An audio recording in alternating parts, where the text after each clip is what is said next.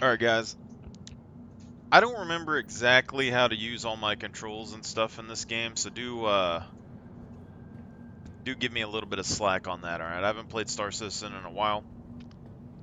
I did play during 3.23 though. I came back, relearned everything, but I'll have to relearn everything again to learn how to fly and all that stuff all over again because it's been a little bit, and I've been wanting to come back and see the game and play the game more, and actually I want to start doing interviews and stuff of people in the game and just kind of get some feedback and stuff of people that I run into, how long they've played, what kind of ships they have, what kind of jobs they do, etc.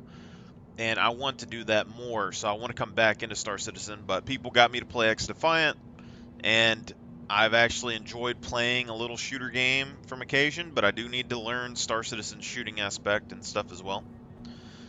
But from what I've noticed, so far the server's been running really good ever since I got on.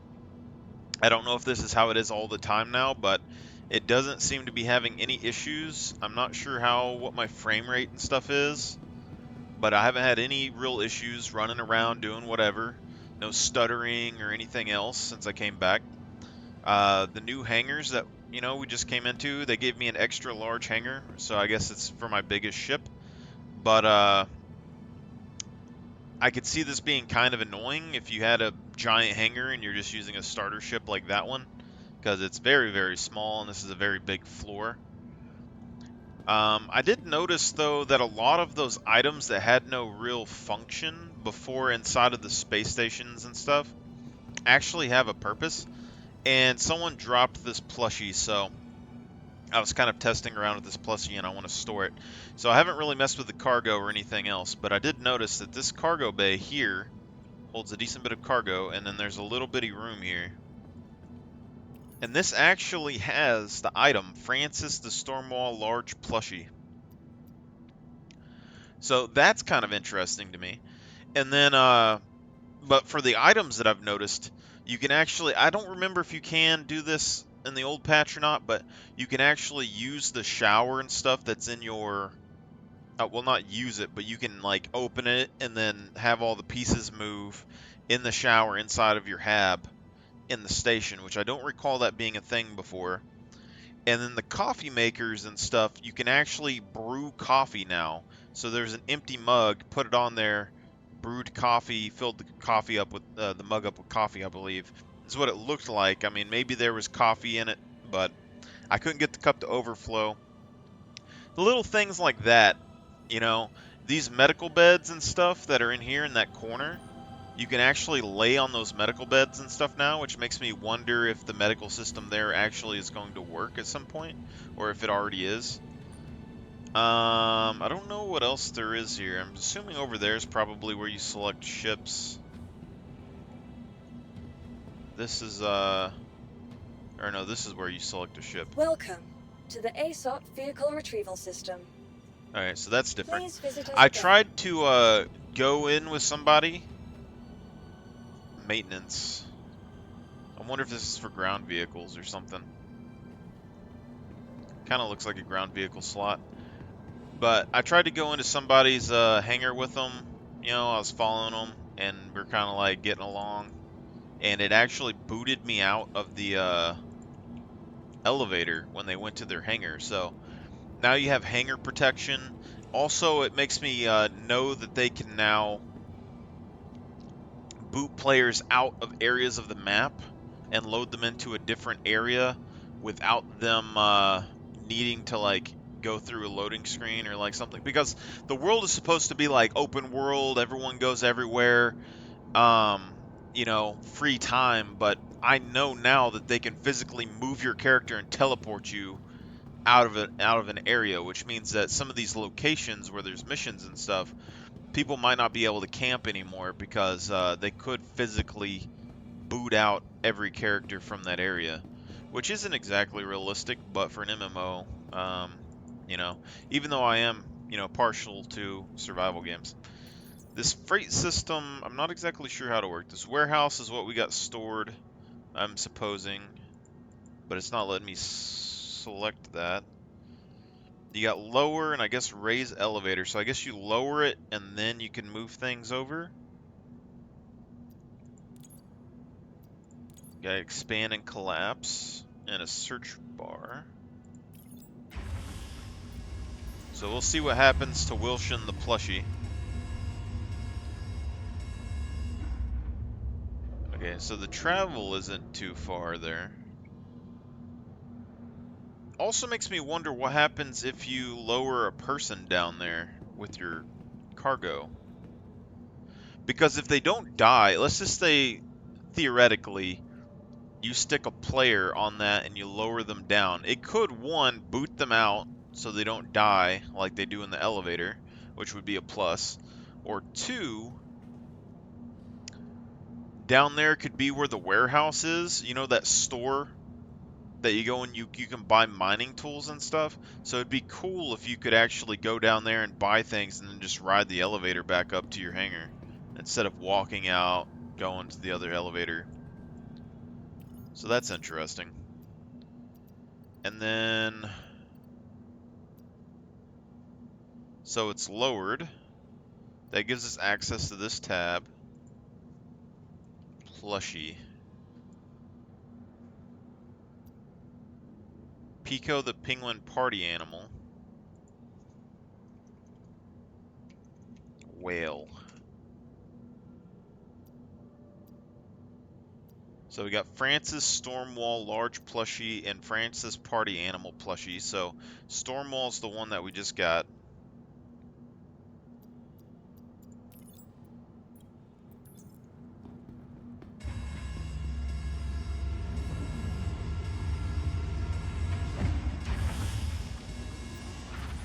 It's not in the same area that it just was. That is interesting. So you could potentially store a bunch of plushies on here. And I do kind of want to try to do an event. Like, if the servers and stuff actually do stay as good as they've been so far, which I'm kind of wondering, but if they do stay as good as they have been, I would like to do an event at some point with plushies, like hide and seek, sort of.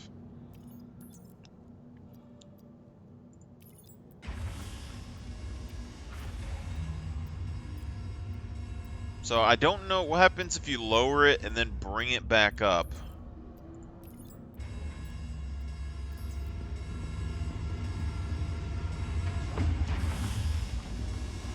Is the plushie here?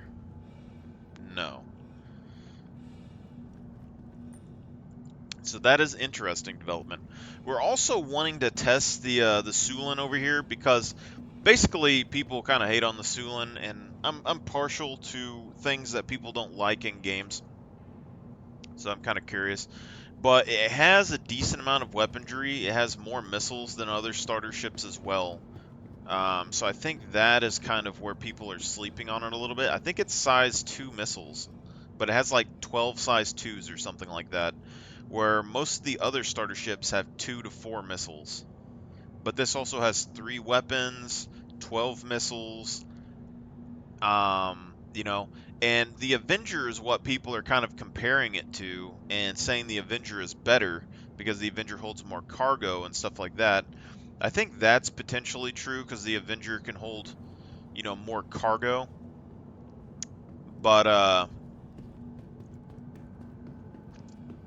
I was also hoping to get a showdown skin with this, but the base skin is alright with me anyway. But the Avenger, probably better in combat. This one has better maneuverability though. And the this has 6 SCU storage on the back, and then the Avenger has 8 SCU storage in the back. But what I came to the conclusion of was essentially that with the Avenger, if you have 8 SCU in the back of there, you can't get in and load and unload boxes unless you move the box in and out every single time that you load up the Avenger.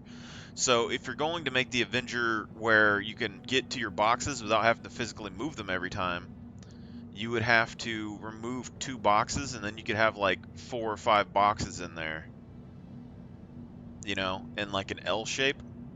So potentially you could like carry a ground vehicle and then like 5 boxes, which would be a benefit. But it just seems like a hassle, you know? And with the Sulin, what I'm looking at is essentially that I don't have to have the back of my ship open, which the Avenger might lose air. I don't know if it has air shields. So if it doesn't have air shields, it could potentially lose air when you open the back. You know, which isn't the biggest deal, but it is something. But also, you're going to have the back of your ship open when you're loading boxes, which could leave it where someone could get in. You're going to have to use tractor beams and stuff to get it in and out. If you want to get to a specific box, you're going to have to pull the boxes out to get that box. Where the Sulin just has, you know, 6 external boxes that you could just organize on the outside. We're going to try and see if we can figure out anything else with these hangars. I don't think that we can select what hangar that we have, because I used to have, I don't know if I still have it, but we had like the aerospace and stuff. I know we had a self-land hangar, but the one with the little office rooms would have been a good guild hall.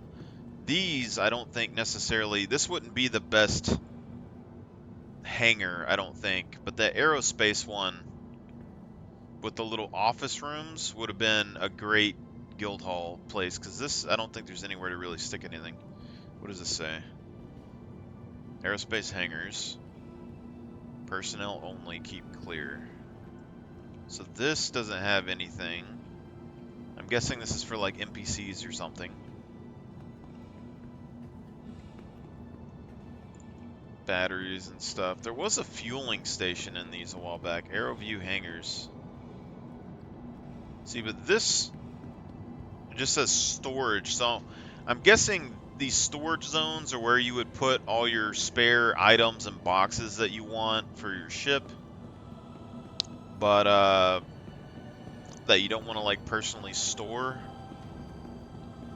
And there's quite a few of them, but I don't know how useful this is.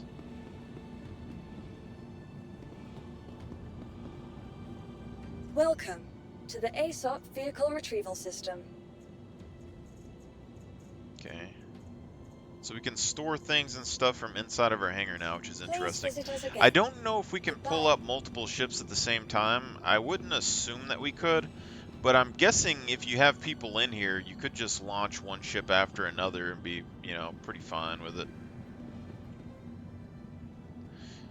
I would assume also that maybe why the servers are running better is because there's people like me inside of the hangars. Because every time you go to the hangar, then it could be a separate thing where you don't necessarily need everyone on the same server, potentially. Because they were doing server meshing tests, so. This is where I just was, wasn't it? I don't think I just 360'd this whole thing. Because these are the elevators to leave. And then over there was the hospital.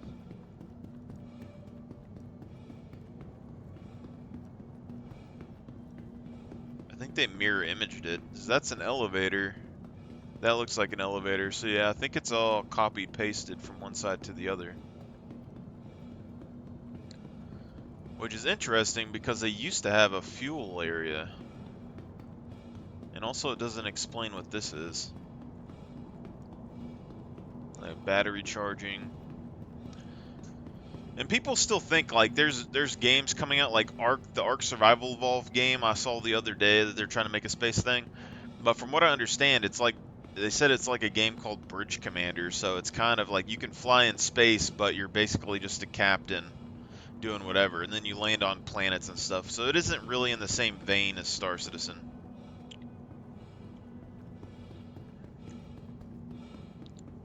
Star Citizen's going to be more like Halo in space, you know? Like a proper Halo MMO kind of thing. Alright, so I got a couple minutes before I have to, well, not a couple minutes. I got, I don't know, like an hour until I need to be getting ready for work. So I'll check this out. So the Sulin I'm also curious about because, I mean, one, starter ship wise, just having more missiles. If you had a group of these, I feel like it's just more of a threat than you know, Avengers and stuff potentially, just with missile firepower. But also the layout of the ship means that you could potentially weave the legs and stuff together to cram more into like a tighter space. Because I don't think it's as long as a Avenger. Even if you, because like you could put like one of the legs here and one of the legs here, and then fit like 2 more ships next to it, and just keep expanding out. So like things like the Kraken, for instance, I kind of wonder if you could potentially layer a whole bunch of these on top of it. And also, like when you're on the like a surface of a planet, it kind of is like an alien teepee. So it seems like it would be potentially useful to you know, use like a shelter on a planet. But if you lose a leg, I guess your ship is just completely useless. But this could be something that I melt. I kind of liked the Sulin's look for a while, and it has that red and black aesthetic that I think is interesting.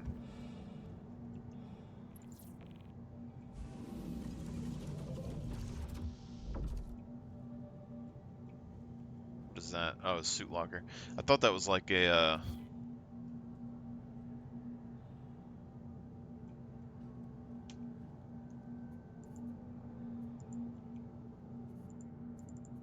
what's this floor button for? Yeah, I thought maybe this was like a holding cell for bounties. That'd be kind of interesting, but I think there is component stuff in this ship.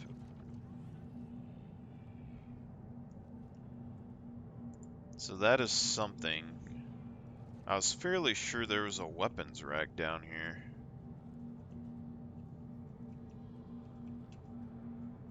That was that. Is this all components? I still wonder what this ship's gonna be like when it gets EMP'd, you know?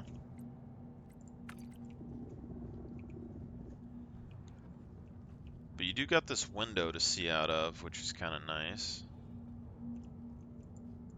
I don't know what that is. Potentially like a food area? Maybe that's a chair?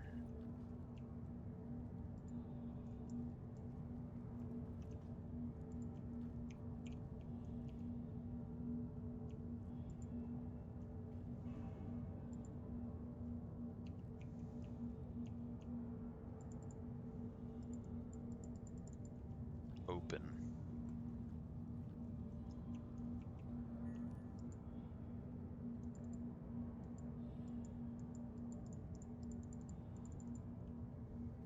Maybe that doesn't do anything right now. But yeah, this is a sleeping area. Server's still running, so that's what I'm kind of wondering about. Like, maybe there isn't a lot of people on this one, but usually when I play by now, there would have been like a crash or something in the past. Even with the old update, like, they got the recovery. When they had the recovery going, it was like, yeah, it would recover, but you would have these blackouts for like 5 minutes every now and then. I could have swore there was a weapons rack in this thing somewhere.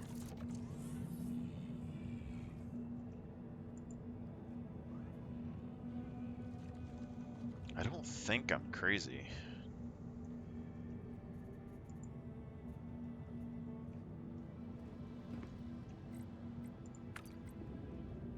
Seems weird that that bar is kind of like locking you in right there. There's a weapons rack somewhere.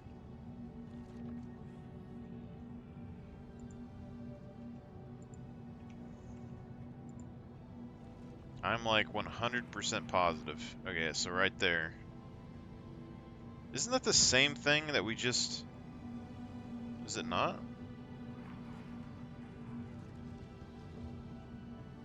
Oh, it's the right one. Gotcha.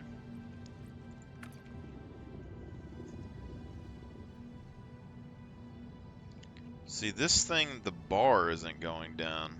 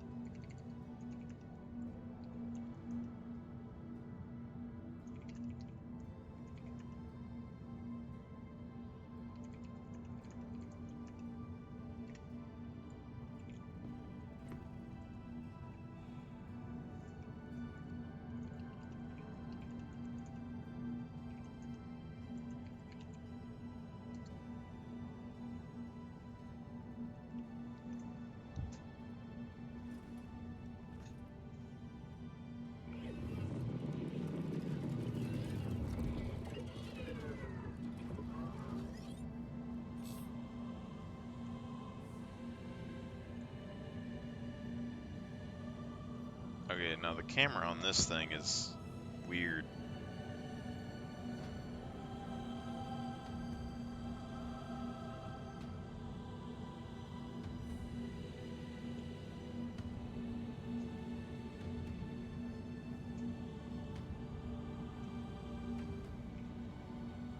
Systems activating. Systems on. Shields off. Shields on. Weapons off. Weapons on.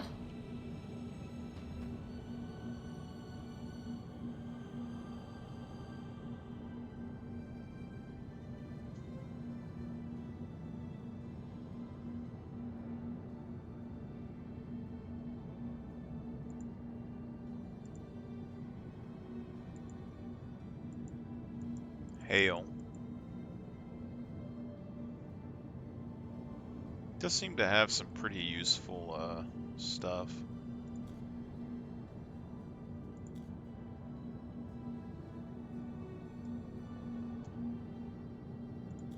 You are clear to launch.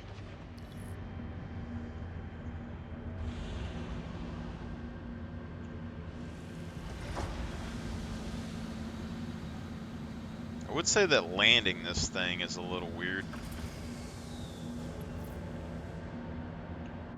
But I mean, this camera angle could potentially help. Launch complete.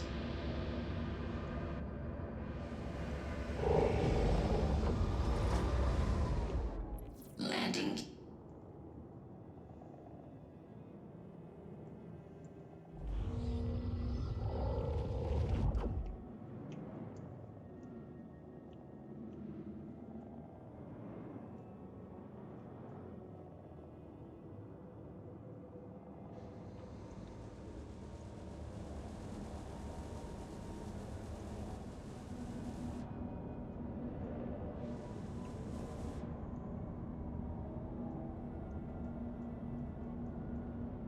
Landing. You are blocking an active flight lane. Please Launch retreat to the complete. vicinity.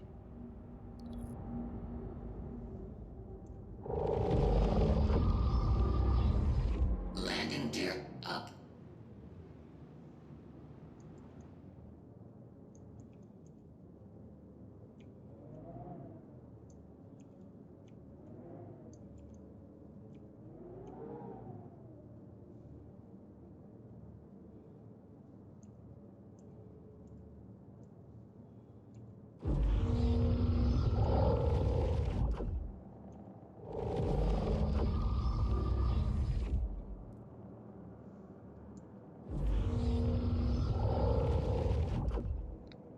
What's interesting is that the landing gear,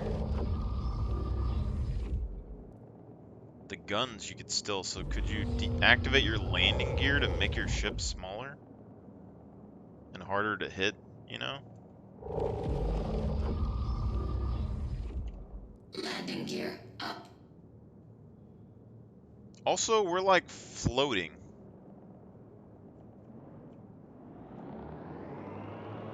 With no thrust issues.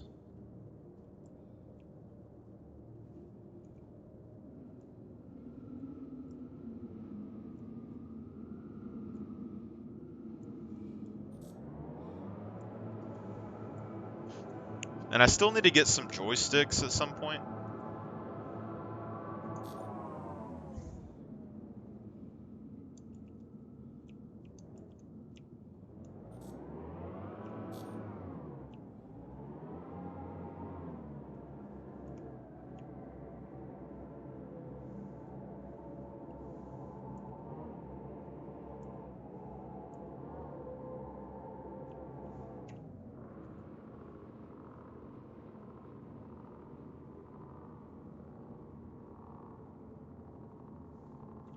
I feel like a shot in the middle of this would hurt.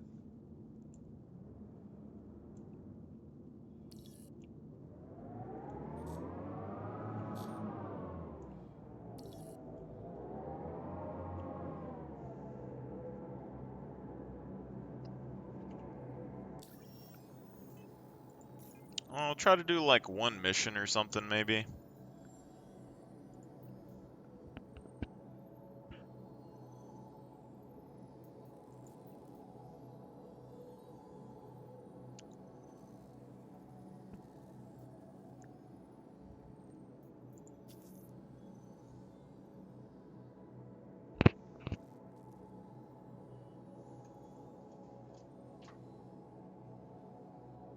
Might have just ran into our first issue.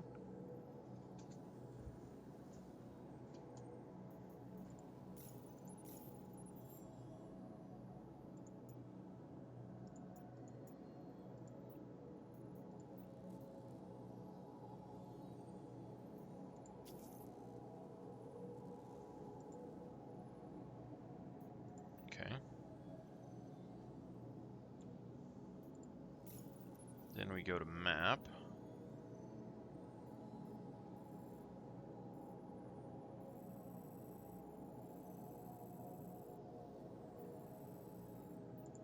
I know we gotta go to Yala, but untrack track map.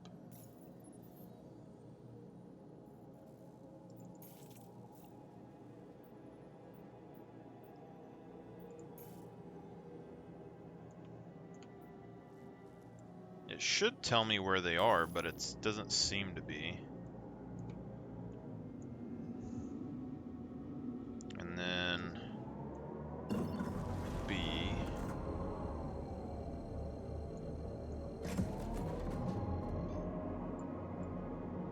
Quantum travel. Engage.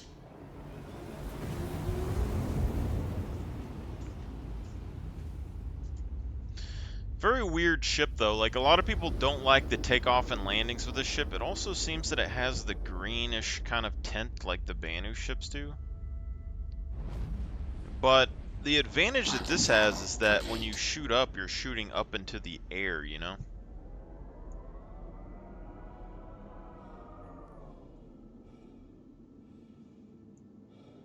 There should be...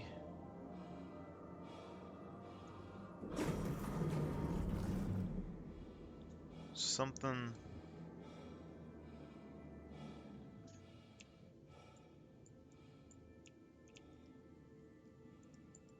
How do I...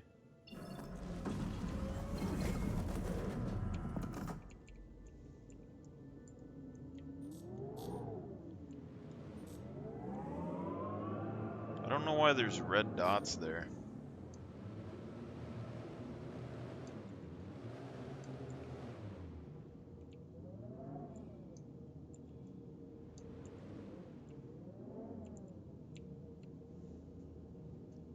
There should be something that tells me where this contract is.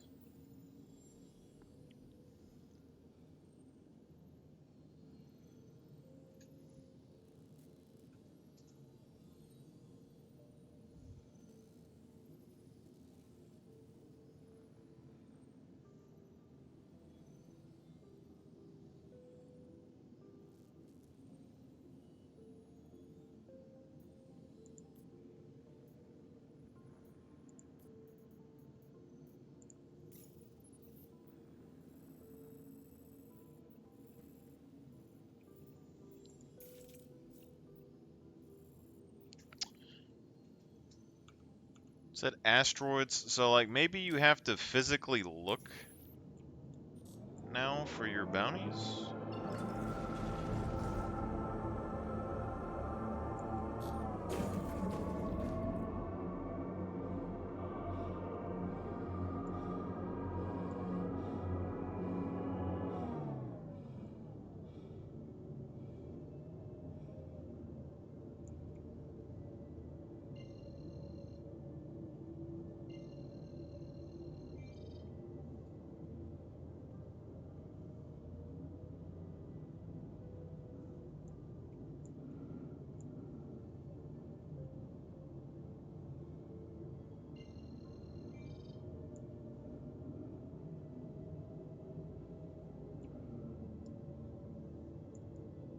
I'm not seeing any way to quantum boost. But we are making our way over to the asteroids pretty quick. I don't know what these red dots are, is what it's kind of confusing me a little bit.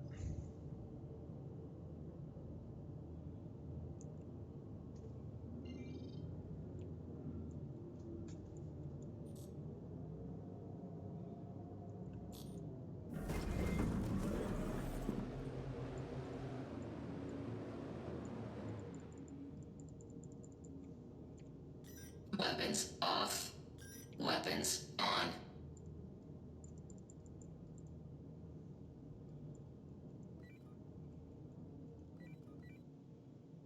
Okay, so I got talk on there. I don't know how... What was the button to swap weapons?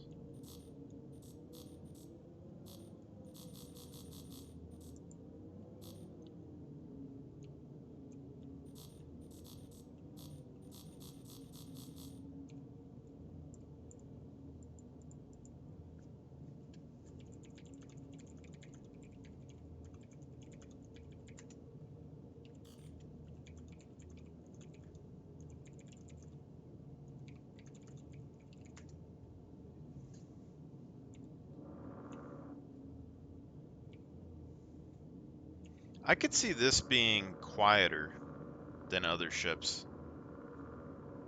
That seems very quiet.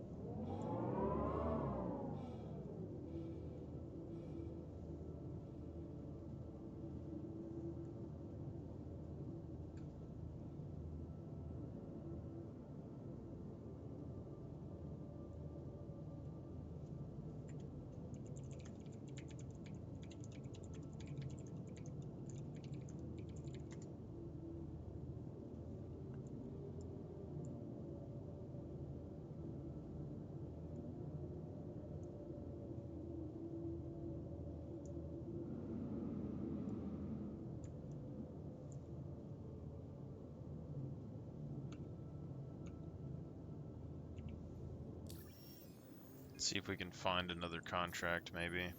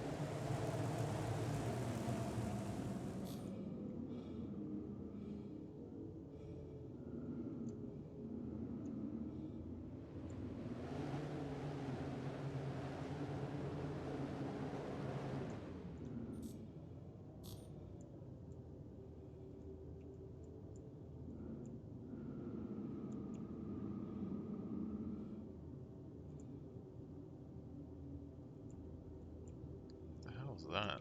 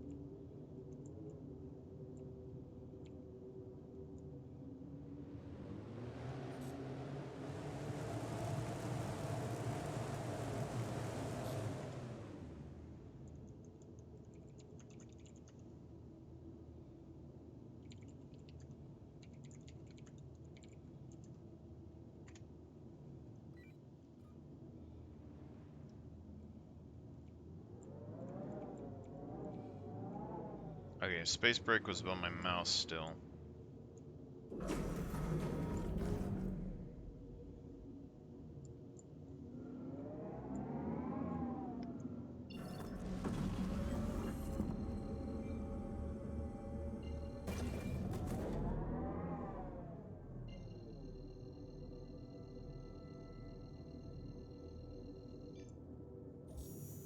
Quantum travel engaged. Quantum travel complete.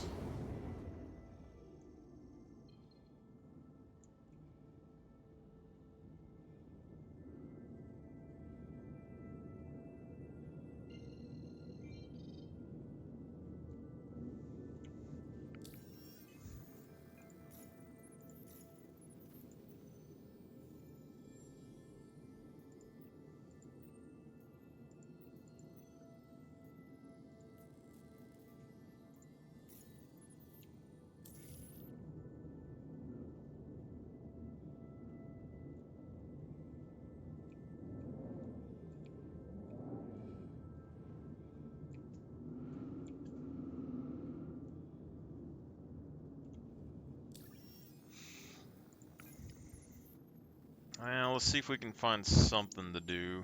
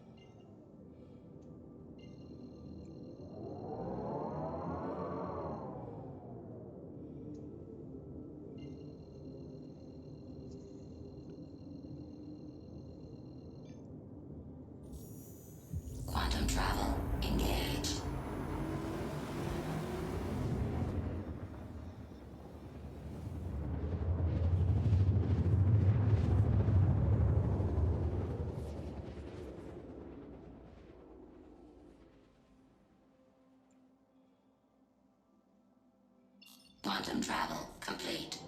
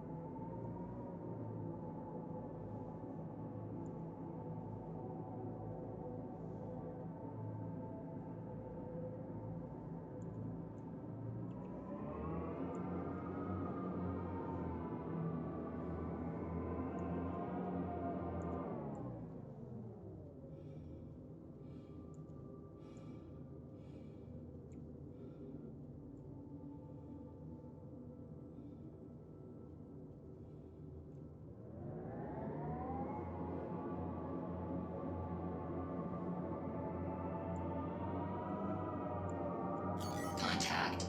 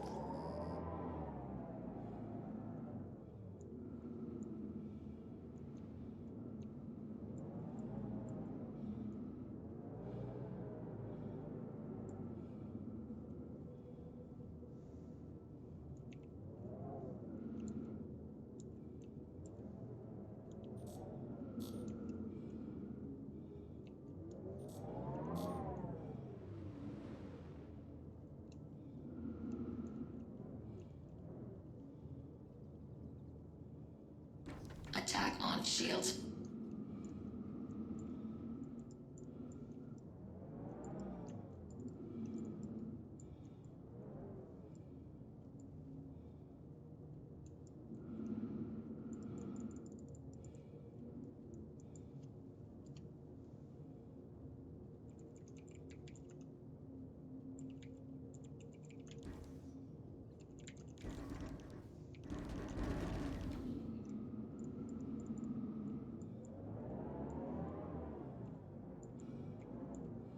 Docking initiated.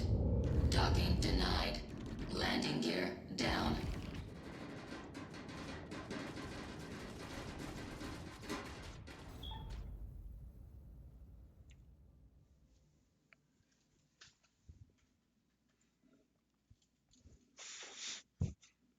Wasn't a very tanky ship, I'll say that much.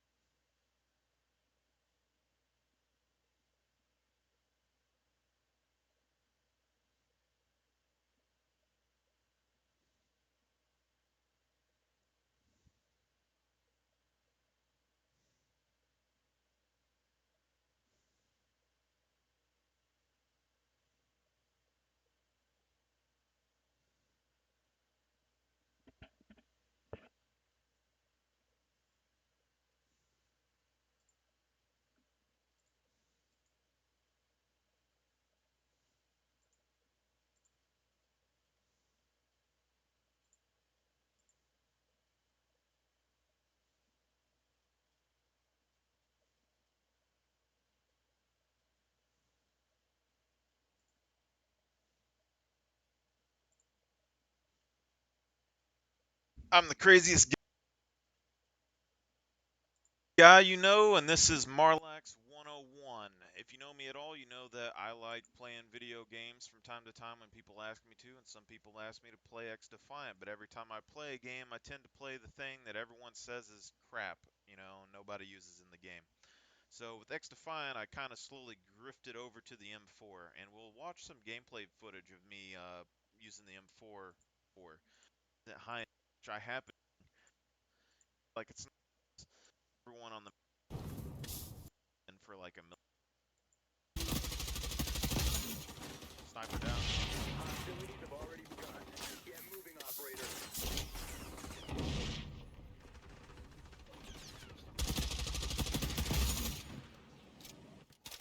Pushing. Sniper down.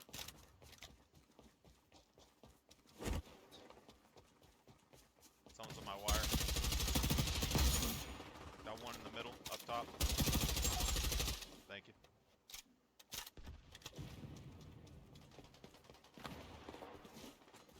It's back right corner.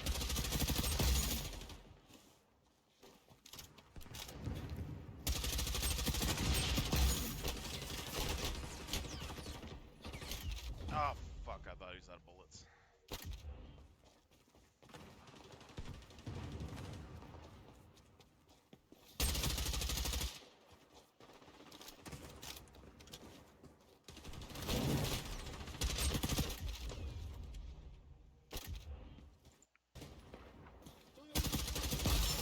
Sniper down on the right.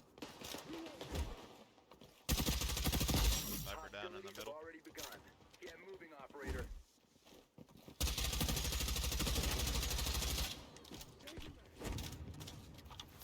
Got sniper back right corner. He's hurt.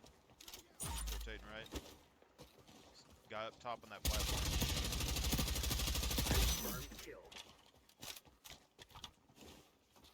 I don't know where he went. There's a guy in the middle. Another guy in the middle. Prove, operator. Carry on.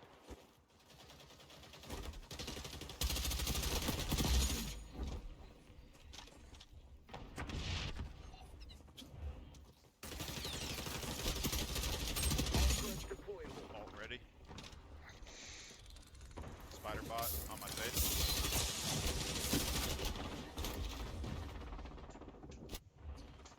Two right middle. I'm gonna pull bolt.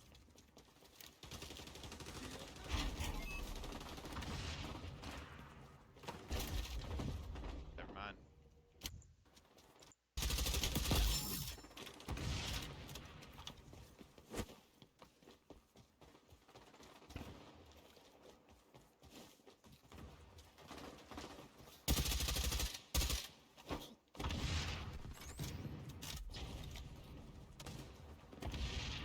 Rotating around behind you, Adar.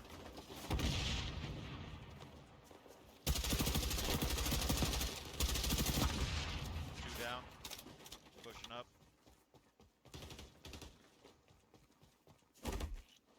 Mission outcome looks positive. Steady as you go.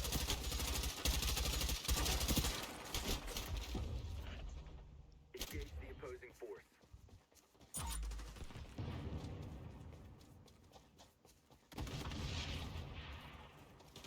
That back right corner. There's people.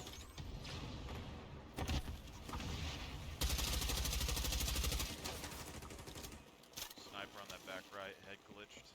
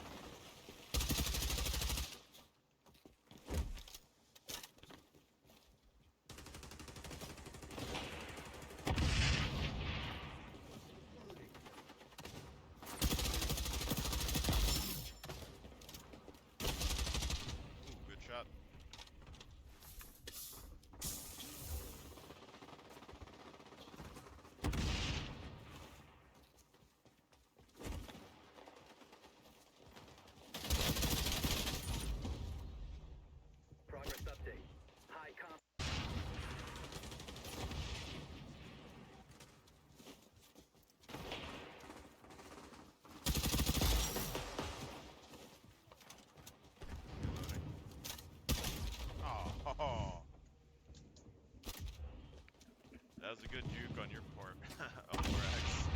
You dodged the sniper and it hit me right in the face. That's a win. Just barely beat me. That last headshot gave you the win. GG.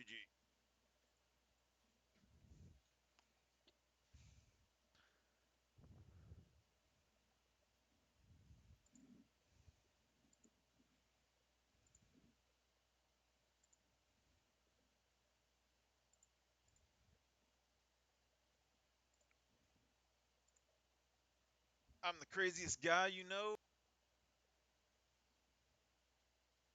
It's live. It's called Inside Star Citizen Alpha 4.0 Conflict Resolution. Look at this guy. Glasses gone, hair done. Different shirt. I don't know. But he's looking like a Giga Chad all of a sudden. What happened? What's the word I'm thinking of? Murderous. It's not. It's like it's not like, you don't want to say immersive, but it's visceral is probably a bit too much of a big word. It's like, I'm thinking engaging, I suppose. Tell us what you really think of the I backers. suppose engaging is the word, right? Like, you're gonna get a much more like engaging You hear this? He experience. doesn't think you know the word visceral, people. Well, it's a lot of syllables for a bloke from Coventry. We have a 2-syllable cat where I'm from.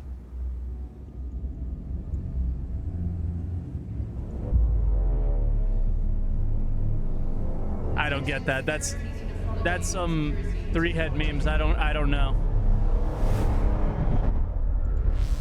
I gotta say, before we even start though, I was really excited for this episode. It's hard to be as excited for it now, knowing that there's a good chance that we may not see this even this year. You know what I mean?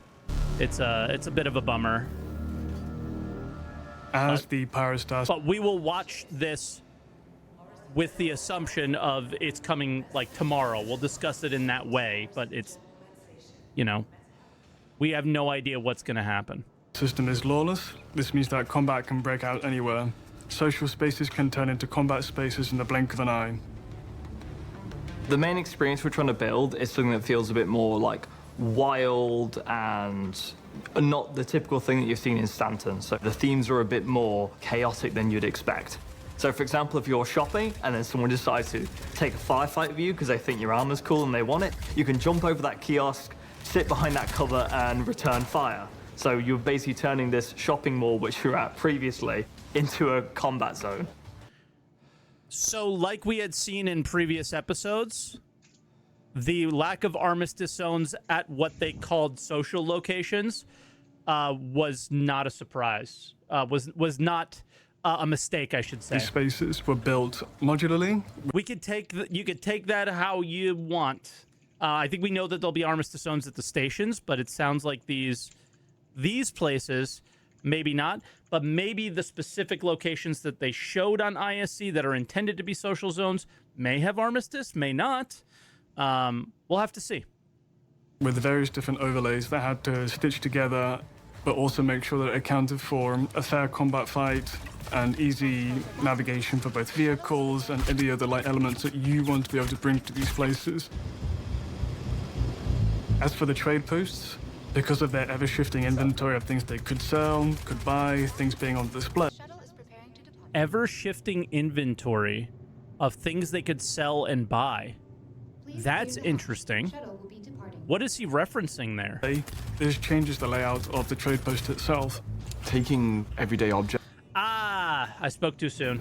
I literally, if I paused 2 seconds later, there's different trade posts that buy and sell in different things. So the ones that we're going to are going to be static. I know the YouTube commenters, you hate that. Deal with it.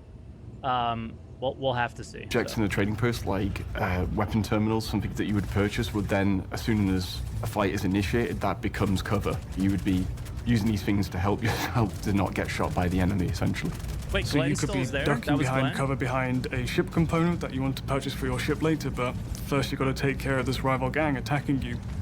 Then afterwards you can decide, hey, I need to grab a multi-tool for this other salvage mission I need to go to. So after the firefight is finished, you go to the counter, pick up your multi-tool with a salvage component, pay for it, chip's done, and off you head out.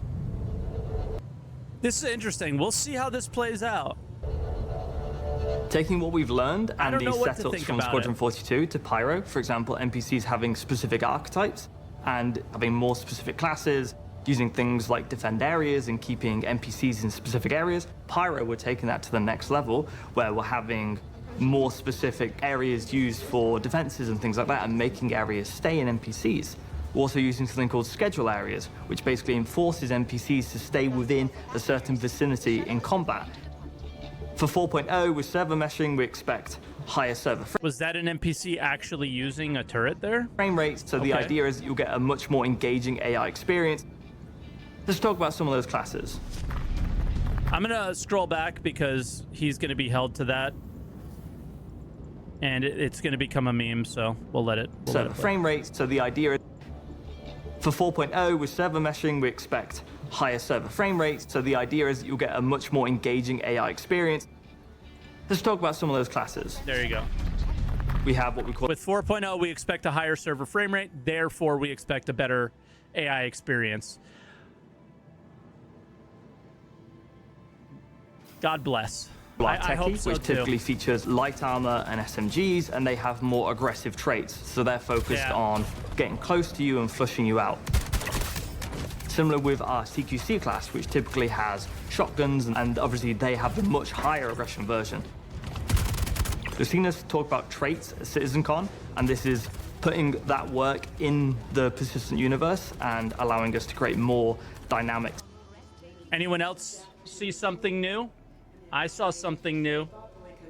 What did you guys see? Did you see it? Welcome to the I don't know ASOP if they vehicle retrieval adjusted, system.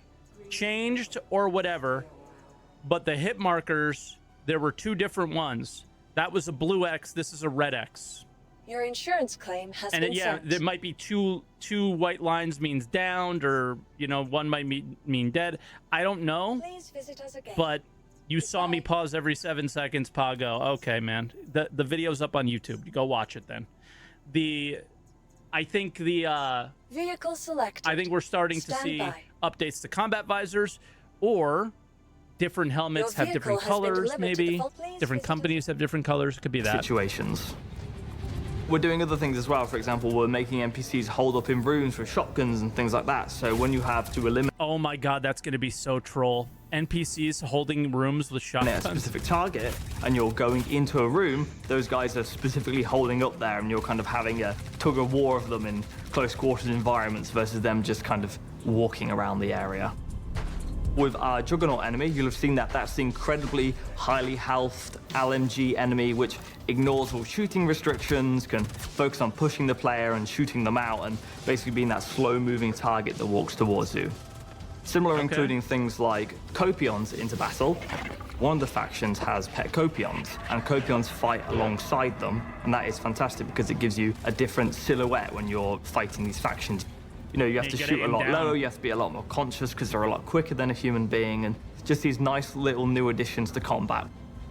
We're integrating more things in terms of having people who are more aggressive, having I love different that armor. factions, having different accuracy profiles, and making the factions in Pyro feeling a bit more versatile and different to when you fight.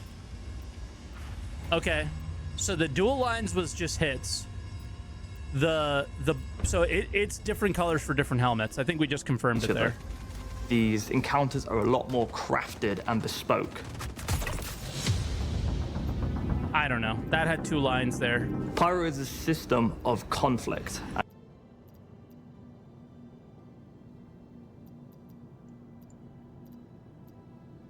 Nice. Of conflict, and in there's many factions vying over control. When That you looks arrive sick. at Pyro, one of the first things you want to do is enlist one of the two primary factions. The Headhunters have more tiered structured armor, which you can acquire. The more higher tiered the armor is, the more tanky and resistant those enemies are. As a headhunter, you might be hovering around the Sunset Mesa, trying to think of how you're going to get close by. You would land your ships under the cover of darkness. You're taking your ground vehicle to the outpost. Under the cover of darkness. Okay. You're then getting out, trying to sneak past the outer perimeter. and eventually story? navigating your way down to either the What story are we telling here? Can we actually sneak around these enemies, or is this CitizenCon version 55 where we're sneaking past enemies that gas tanks don't or to actually the do main this landing stuff? pit? We'll have to see. My hope is that's not the case, and we actually do have sneaking Eventually gameplay, but navigating your way down see. to either the gas tanks or to the main landing pit itself, and finding the exact critical point that would break the entire operation at the scrapyard. Citizens of Prosperity have much higher and deadly accuracy. They also have more civil weaponry versus criminal weaponry as well, so you'll see things more like bearings and so on and so forth, versus other more lawless factions which typically have things like Castak arms. If you're aligned with the Citizens for Prosperity, Okay. Let's go back to Pyro Weapons ISC.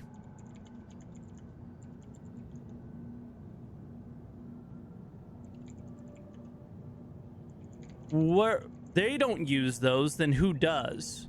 Xenothreat? There's a couple other factions, right? If they don't use them, are we crafting them? you might be given a mission to go to Rustville and actually Like, those all looked very far along.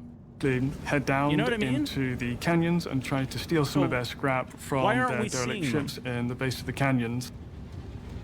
Because of Pyro 1's unique terrain where I'm Rustville not is located, coping, you I'm just trying to make sense of it. will need to get into your ground vehicle again, navigate through all the twisting canyons and ravines, and use your multi-tool to steal as much scrap as possible to end up sabotaging the unlimited supply of scrap that the headhunters at Rustville have got. So regardless if you side with Headhunters or Citizens of Prosperity, you will both be able to fight the Xenothreat. These Okay, here we hate go. everybody. They are operating out of Pyro 2, 3, and Pyro 6.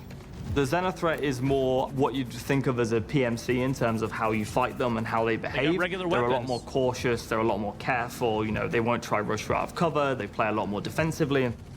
We can use our trait system to inform how they make combat decisions. So where you'd expect someone like the Headhunters to be a bit more, you know, run at you, push you out, the Xenothreat characters will be a lot more cautious and stationary and prefer to stay in cover and take long shots. And they'll have a much higher accuracy profile, but they'll shoot for much shorter durations, so they conserve their ammo a lot more. Okay. A place we're going to fight Xenothreat is at the Last Ditch settlement on Pyro 2. Last Ditch is another large, lawless settlement. We have a town close by it, and then different mining operations between the village and the mining tower. And it's kind of a callback to the history of the system, where there was once these mega corporations in Pyro that would do these large-scale mining operations.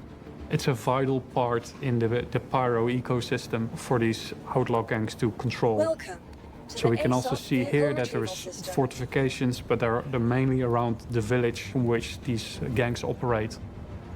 But interestingly, it's almost built on 3 levels. There's like a main habitation area on top of this bluff, and then just down from that is the refinery area. And then right at the base of the super large mega mining structure is a small sort of extraction area in an old Are we able to align with these guys and buy stuff from them, kind or of quarry. Should make for some very interesting fights, especially as you move between those Run sort of cargo 3 to- sub-locations within the larger location. I hope weird. that the player will get a sense of trying to stop Xenothreat with their evil deeds. Oh, that's a cool area. Fuck, that Shadowfall looks is sick. another Xenothreat outpost. It's quite a large Xenothreat outpost that lives in the shadow of this mountain on Pyro 3 and kind of just sits on the shore of this lake. This location hits different. It's a location just like the outlaw locations, but we can feel that things have been turned up further. It is not only is it chaos, but it is now a structured chaos. There's fire and there's these spiked barricades that make up the Structured place chaos. around it. Within the homestead location, we have a lot of elevated positions that the player will look. We'll see that there is a lot of like scaffolding build-up, and it feels like a fortified position. So in 3.23, we added sniper NPCs to the distribution centers. In 4.0, we're going further on that and adding specific watch nests and things like that to keep these snipers in. So you'll have to be careful and keep an eye on for these outposts and these high elevation where snipers could essentially hit you from.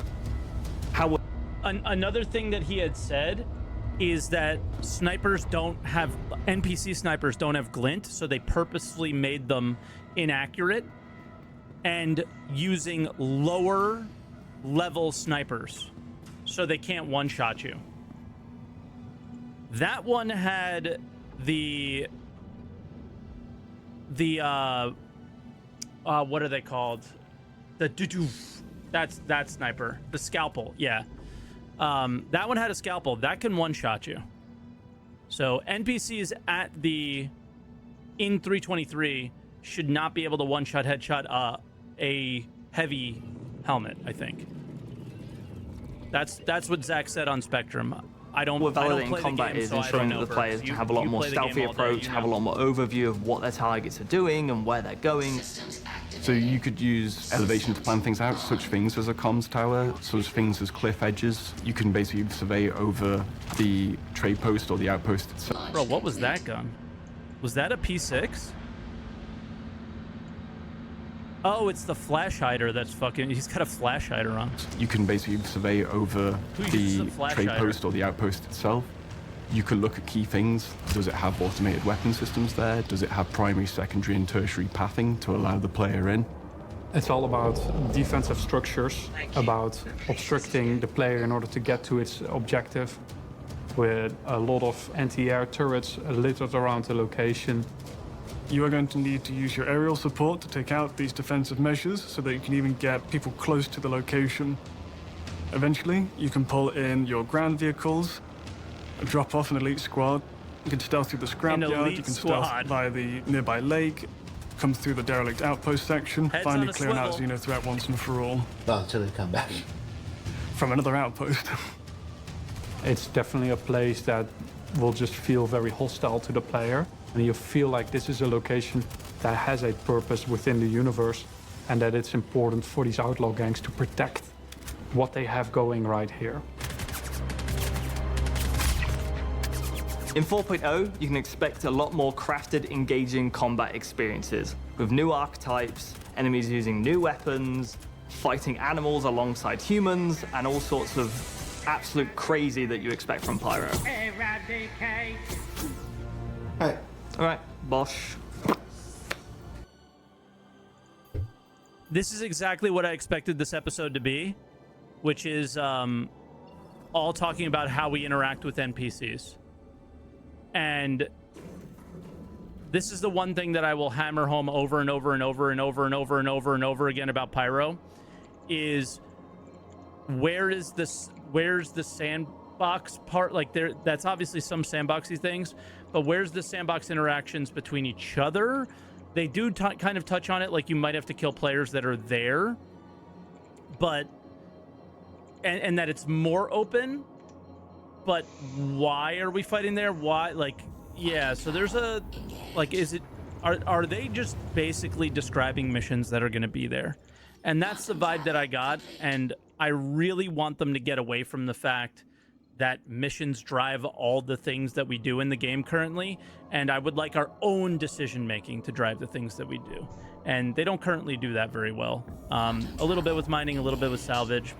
Obviously piracy is all player driven, but for the most part the heavy focus is on these mission experiences and these location experiences, and there has not been that support to why we interact with each other as much. So I'm not disappointed by the episode because this is what I expected, but Pyro was kind of supposed to be that, just kind of all the mission stuff I thought was going to kind of go away, and it was going to be us, you know. So I gotta say, I'm disappointed by that. We always knew there'd be a lot of combat in Pyro, but with the addition of more AI archetypes from Squadron and the anticipated performance improvements generated by server meshing, we're hoping to deliver an experience that's more dangerous, engaging, and heck, I'm not from Coventry, so I can say it, visceral for our players. I think that what they consider combat is not necessarily what everybody would call combat in the game, right? They when they use combat, they're not using PvP.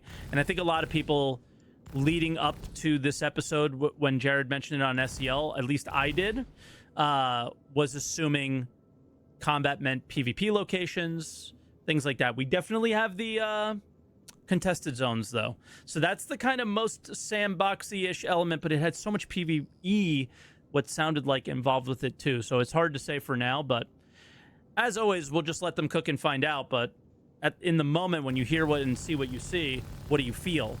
What I feel is I'm still feeling like Pyro sounds way too much like Red Stanton without a crime system as much, right? Is what they think is the content players need, I don't agree with, is what we need. I think we need to focus on the tools that make players interact with each other more, especially when you're going down the server meshing route, more players per server, things like that. So I don't, no matter what happens with better AI and this and that and the other thing, it's not really what I look for in an MMO. But PvE is something that a lot of people do. And I do PvE stuff, but I way prefer interactions with other players. And it sounds like we're going to get more of that in Pyro, but it sounds like their focus is not on the tools to make that as good as possible. It sounds like their focus is on still beautiful locations, NPC archetypes, and so on and so forth, which I don't personally feel is as big of a priority as those things. But I'm not a game dev. I don't know what, if the knife that I want them to juggle is even, part of the plan, let alone For Inside Star Citizen, be I'm juggled. Jared Huckabee. Thanks for letting us share the people and process of game development with you. And we'll see you all here next week for a look at characters and creatures in 4.0. Do you prefer pure PvP or pure PvPvE? Probably PvPvE. That's why I'm pretty excited about the contested zones. But all right, that's the episode. There's no extra stuff there at the end. But I gotta say the 4.0 stuff isn't hitting as hard anymore.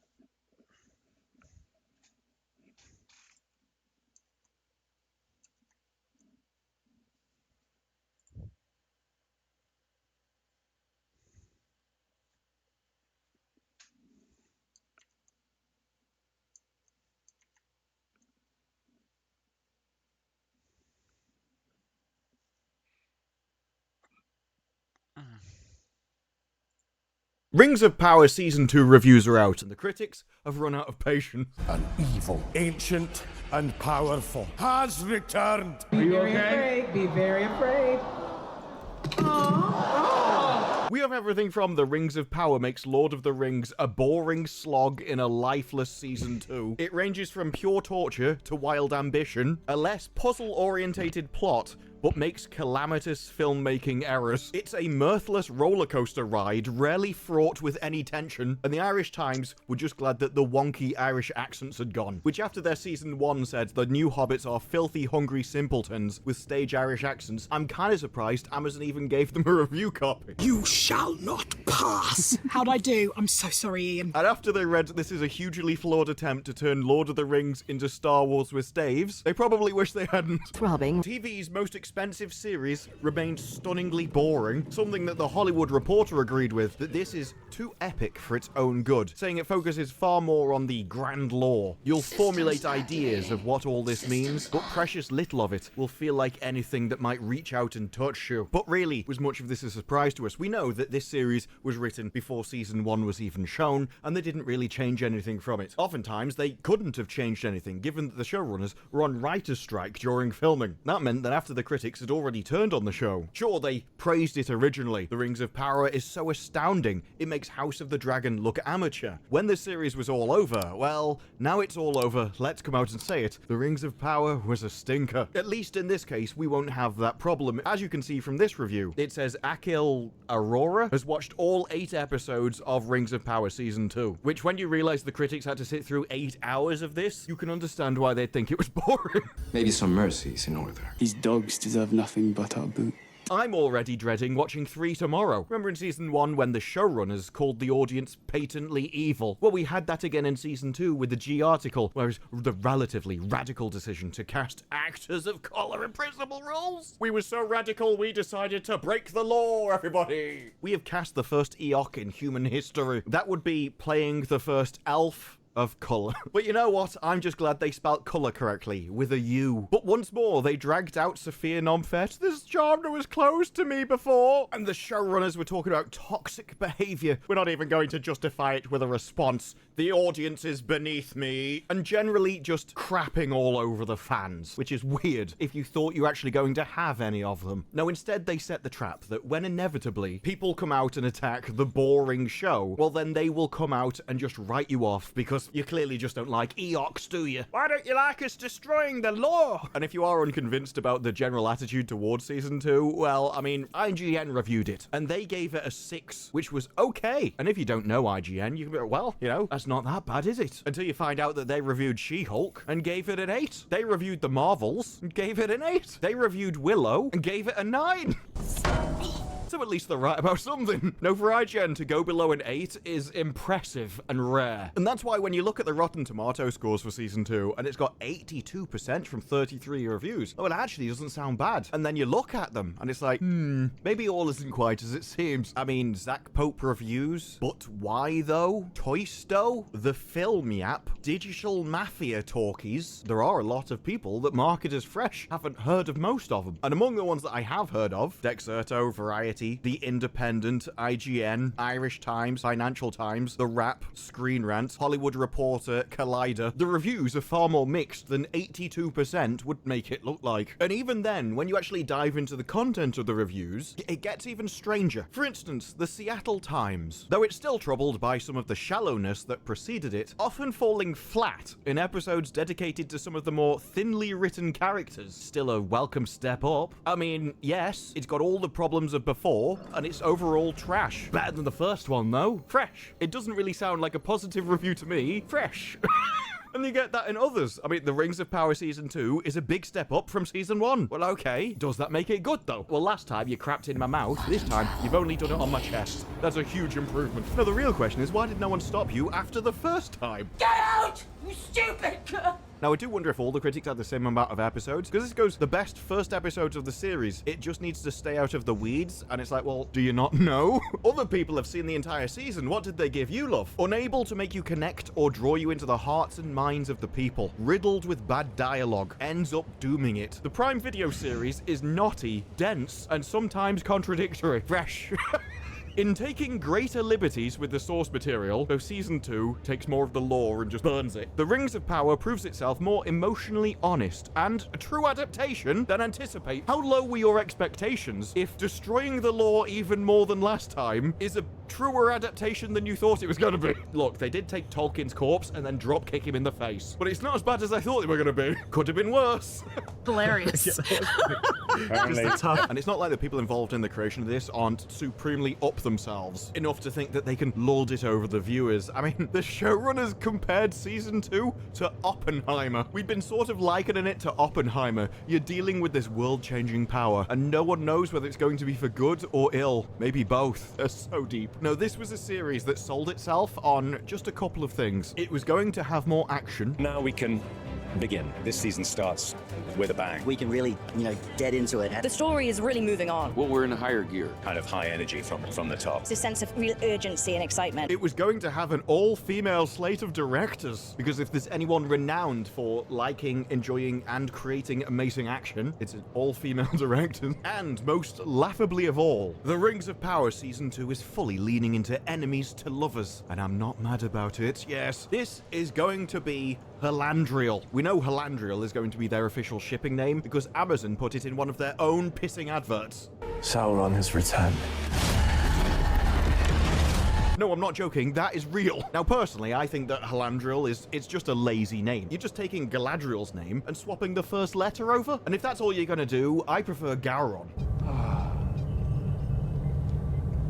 Yes, this is replicating the Acolyte's marketing strategy. How the Acolyte had a hot Sith baddie. Rings of Power saw that and thought, that's amazing. That'll really appeal to our target demographic. Completely misjudging the Lord of the Rings audience. An audience of which tends to be a bit higher brow. Not that Rings of Power knows it when they kept doubling down. Galadriel actor thinks she and Sauron share a psychic link. There's some sort of cosmic connection to us. The moment I found out that he was Satan himself, I just flooded the room. They're psychologically connected, and in other ways too. They mean at her vagina. In fact, this is the other thing they've tried to do. Galadriel and Sauron's cosmic connection defines Season 2. Now, it's not just something you're going to see in it. No, now it's actually going to define the entire series, which is different than they've said before, which was going to be that Sauron and Celebrimbor were going to define the series. Previously, they'd market it differently, as well as talking about the background noise of fans. In other words, we don't care about you. It was Sauron's bromance with Celebrimbor, which I think is the answer to this question. So many of us in the LGBT community see ourselves in Tolkien's writings. Any chance we'll see ourselves on the show? Maybe you have already. I fully expected to see Celebrimbor getting bent over a forge. I thought they were going to prove once and for all that they are full in on representation. I expected to watch this in 4K and count the individual hairs. You're the ones that wanted to go down this road. Don't chicken out now. See what the family audience thinks of that one. It was funny, to be honest, when they were talking about reading criticism and comments. It was like, it didn't really change anything, It just all gets ground up and, maybe it affects you, maybe it doesn't. But we are our harshest critics, believe it or not. There's nothing that anyone can say about the show that we or one of our closest collaborators hasn't already said. And to that, I'm like, are you sure? What about that last bit? Did you suggest that to each other? Count the individual hairs. Well, my favorite thing about whenever they talk about writing, it's just, just giving me that Russell T Davies energy. It really is. I think I should mentor a new load of writers so they can be as good as me and burn decades-old IPs to the ground. Now that's talent. Just seems like you two are a lot alike. You're both literal geniuses. Empire Magazine absolutely loved it. Just like I'm sure they loved their world-exclusive Lord of the Rings Season 2 covers, where they talked about a villain to rule them all. A baddie. They started calling them all baddies rather than villains when they're going for that thirst angle. So nefarious that his name strikes fear into the minds of men and between the legs of elves. She's an elf disgrace. It's far from perfect, with lacking storylines, but is able to capture the original themes. Fresh. IndieWires is bizarre. Not everyone leaps off the screen. A few nuanced emotional beats could have been portrayed with